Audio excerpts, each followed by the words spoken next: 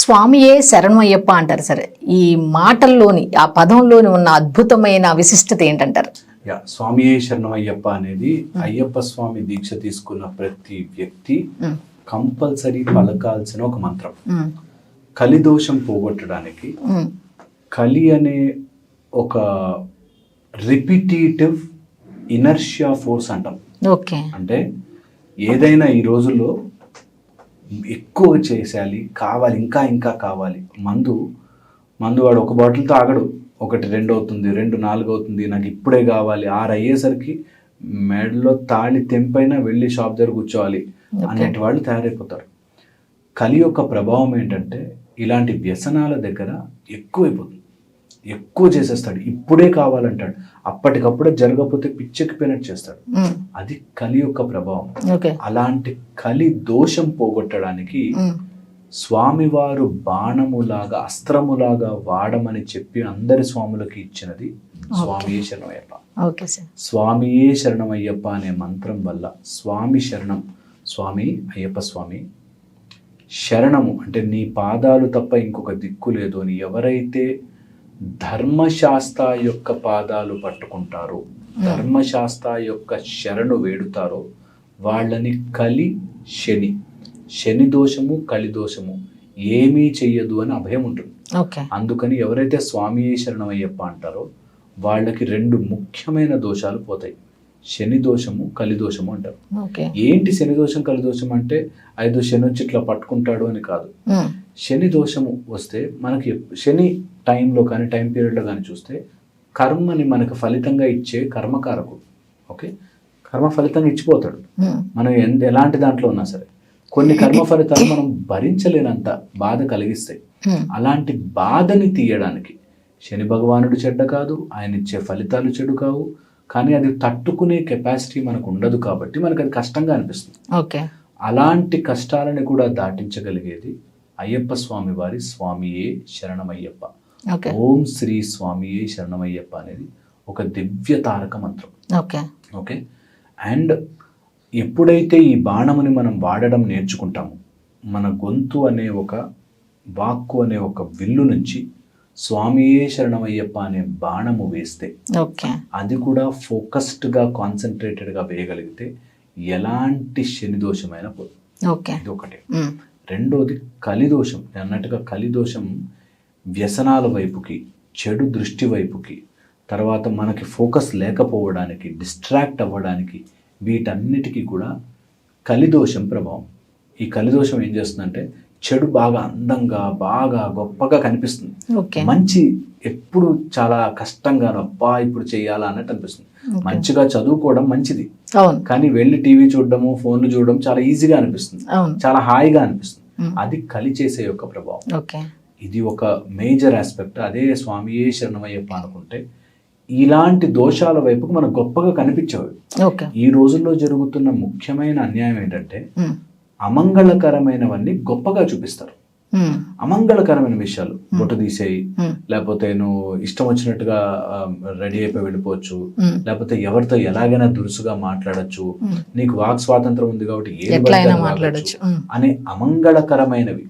దానివల్ల గొడవలే కదా, దానివల్ల ఎప్పుడైనా మంచి జరుగుతుందా? నేను నా ఇష్టం వచ్చినట్టుగా మాట్లాడతాను అని, నా ఫ్రీడమ్ ఆఫ్ స్పీచ్ కదా అని ఇష్టం వచ్చినట్టు మాట్లాడితే దానివల్ల ఎవడైనా అవతల వాడు అయ్యో ఇంత మంచి మాట్లాడావా, నేను మారిపోతానని అనుకోడు, వాడు ఇంకో 4 అంటాడు, వాడికి ఫ్రీడమ్ ఆఫ్ స్పీచ్ ఉంటుంది. అలాగా కలిదోషంలో ఉండే ప్రాబ్లం ఏంటంటే ఇలా ఫ్రీడమ్ ఆర్ హ్యాపీనెస్ అనే పేరుతో చెడు అమంగళకరమైనవని గొప్పగా చూపిస్తారు. అలాగా పిల్లలకి ఇప్పుడు మనం చెప్పినా అది వినరు. అంటే ఫోన్ చూడకరా అంటే నేను బాగానే ఉన్నా, ఎంజాయ్ చేస్తున్నా, నీకేంటి నష్టం, తర్వాత పెద్దగా ఏ పానీపూరి బండో పెట్టుకుంటా, డబ్బులు వస్తాయి, నీకేంటి అన్నట్టు ఉన్నారు.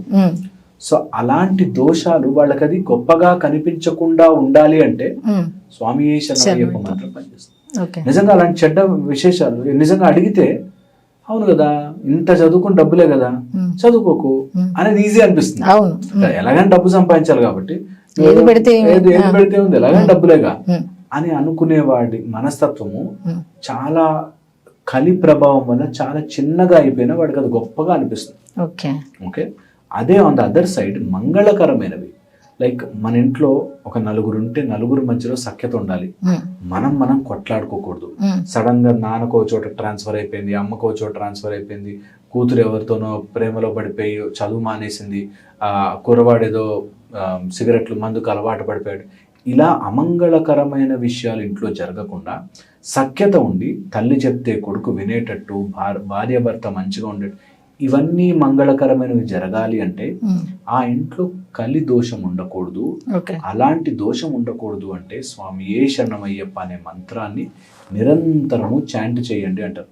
ఎంతవరకు వెళ్ళిపోతారంటే స్వాములు, ఎవరైనా వడ్డించే స్వామి అని పిలుస్తారు, లేకపోతే ఇడ్లీలో వేస్తే ఇడ్లీ స్వామి అని పిలుస్తారు. అంటే స్వామిని అంతగా జీర్ణించుకోవాలి అనేది మీనింగ్. ఓకే, సో పాయింట్ ఏంటంటే ఎప్పుడైతే స్వామియే శరణమయ్యప్ప అనే మంత్రాన్ని మనము అంత పవిత్రంగా మన చేతికి వచ్చిన ఒక బ్రహ్మాస్త్రంగా తీసుకుని దాన్ని అనుష్ఠానంలా చేస్తామో ఖచ్చితంగా దాన్ని మించిన మంత్రము మనకి ఈ రోజుల్లో అయితే నాట్యం ఆడుతున్న ఈ రోజుల్లో అయితే లేదు. అందుకే స్వామియే శరణమయ్యప్ప మంత్రాన్ని కంపల్సరిగా అందరూ దీక్ష తీసుకున్నా తీసుకోకపోయినా స్వామియే ఓం శ్రీ స్వామియే శరణం టెన్షన్స్ ఉన్నప్పుడు అది చదువుకుంటే చాలా సార్ చాలా చాలా బాగుంటుంది.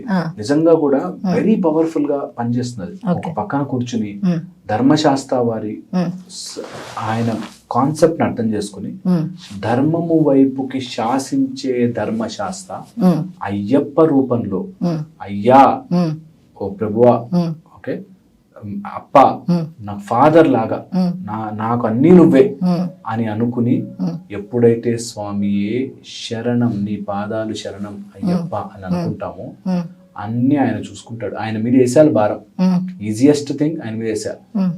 హ్యాపీగా he will take care of everything.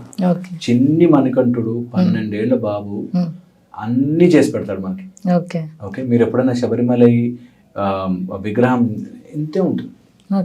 Parashurama నిర్మితమైన ఇంత చిన్న ప్రతిష్ఠించిన విగ్రహం అసలు అద్భుతం. అంటే ఇన్ని కోట్ల జనాభాని ఇట్లా గుంజుతుందంటే ఎంత పవర్ఫుల్ అయిన శబ్దం. అండ్ అది ఆ కొండ మీద ఉన్నప్పుడు స్వామి శరణమయ్యప్ప అని అలా నిరంతరం వినిపిస్తుంటారు.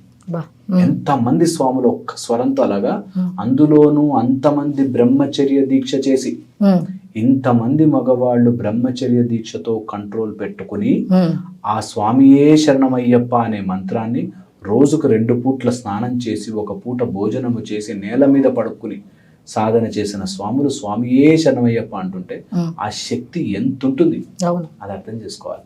అందుకని ఆ మంత్రాన్ని మీ లోపలికి అలా ఎక్కించేసుకుంటే ఖచ్చితంగా ఎలాంటి యాంగ్జైటీలు, టెన్షన్లు, స్ట్రెస్లు అయినా పోతాయి. ఓకే సార్, ఇప్పుడు అయ్యప్ప స్వామి మాలాధారణ మనం మాల వేసుకోవాలంటే కంపల్సరీ గురువు అనేవాళ్ళు ఒకళ్ళు ఇంపార్టెంట్, ఆయన సారథ్యంలోనే వేయాలి అని అంటారు.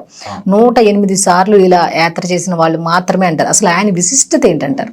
108 సార్లు అవసరం లేదు. ఎనీవన్ గురు ఉపదేశం పొంది 18 సార్లు అయిన వాళ్ళు, గురు ఉపదేశం పొందిన వాళ్ళు, ఆ మంత్ర ఉపదేశం తీసుకుని వాళ్ళు మంత్ర సాధన చేసిన వాళ్ళు ఎవరైనా సరే మాల ధారణ చేయొచ్చు. అయ్యప్ప స్వామి యాత్రలో ఎన్నో ప్లేసుల్లో మనకి డౌట్లు ఉంటాయి, సాల్వ్ చేసుకోలేని ప్రాబ్లమ్స్ ఉంటాయి. అలాంటి వాటికి గురువు అనేది ఒక మార్గదర్శకంగా ఉంటాడు. మనకి మాల వేసే స్వామి దగ్గర, యాత్ర తీసుకెళ్లే స్వామి దగ్గర, ఇరుముడి కట్టే స్వామి, దర్శనము చేయించే స్వామి, అభిషేకం చేయించే, ఇలాగా గురువు 5 ఇంపార్టెంట్ రోల్స్ ప్లే చేస్తాడు. మళ్ళీ మన దీక్షా విరమణ. ఓకే, అలాంటిది ఆ గురుస్వామి యొక్క స్థానాన్ని చాలా పవిత్రంగా కాపాడుకోవాలి. అది ఏదో పొజిషనో పొగరో కాదు, అది పెద్ద బాధ్యత, చాలా పెద్ద బాధ్యత. ఒక స్వామికి నేను మాల వేసి దీక్ష ఇచ్చాను అంటే ఆ స్వామి దీక్ష యొక్క సగం బలం, సగం ఫలితం నేను మోస్తా. ఆ కన్యస్వామి కానీ ఆ మాల వేసుకున్న స్వామి నేను ఏదైనా తప్పు చెప్పి తప్పు దీక్ష చేస్తే ఆ ఫలితం నాకు వస్తుంది. అందుకని యాజ్ అ గురుస్వామిగా ఎప్పుడైనా మాల వేయాలంటే నిజంగా స్వామి కేపబులా కాదా చూసి వేయాలి. అంటే 18 సార్లు వేస్తే గురుస్వామి అంటారు. అలాగా ఆ మాల 5 సార్లు అయ్యాక కూడా గురుస్వామిని పిలుస్తారు. బట్ 18 సార్లు అయిన వాళ్ళు, ఉపదేశం పొందిన వాళ్ళు అయితే జనరల్ గా మాలలు గాని అలా వేస్తారు అన్నమాట. ఇరుముడి కట్టడం కానీ మాల వేయడం కానీ దానికి ముద్ర అండ్ ఆ మంత్రం యొక్క వాళ్ళకి ఉపాసన అయి ఉండాలి. ఓకే. ఉపాసన అయి ఉంటేనే వాళ్ళు మాలలు వేయడానికి వాటికి అర్హులవుతారు. ఓకే. ఓకే. సో ఎప్పుడైనా ఇట్లా మాల కానీ యాత్ర కానీ చేయిస్తున్నప్పుడు, స్వామిని చేస్తున్నప్పుడు గురుస్వామి వేరియస్ రోల్స్ ప్లే చేస్తూ వాళ్ళకి దారి చూపించడం దగ్గర నుంచి, మంచి చెడులు చెప్పడం దగ్గర నుంచి, కొన్నిసార్లు ఇంట్లో జరగరానిది ఏదైనా జరిగి మాల విసర్జన చేయాలన్నా కూడా దానికి సంబంధించిన రూల్స్ అన్నీ తెలిసి ఉన్న గురువు అన్నమాట. గురువే చాలా సౌమ్యంగా ఉండాలంటారు. ఓకే. గురుస్వామి అయ్యప్ప స్వామి రిప్రజెంటేటివ్గా, అయ్యప్ప స్వామి దీక్ష సరిగ్గా చేయించేటట్టుగా గురువు చాలా చాలా జాగ్రత్తగా ఇవన్నీ తెలుసుకుని ఉండాలి.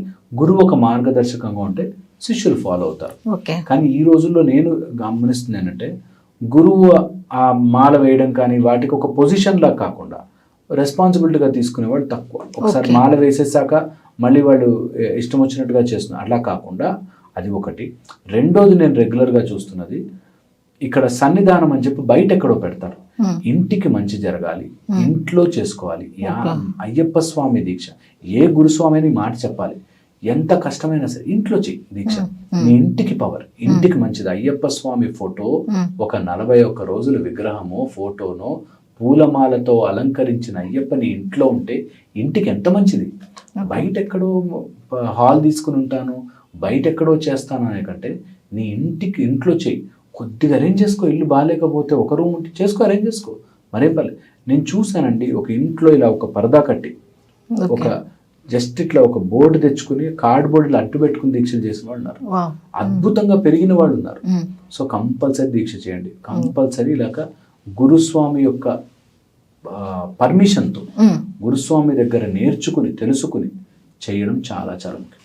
ఓకే. ఓకే. థ్యాంక్ యూ అండి.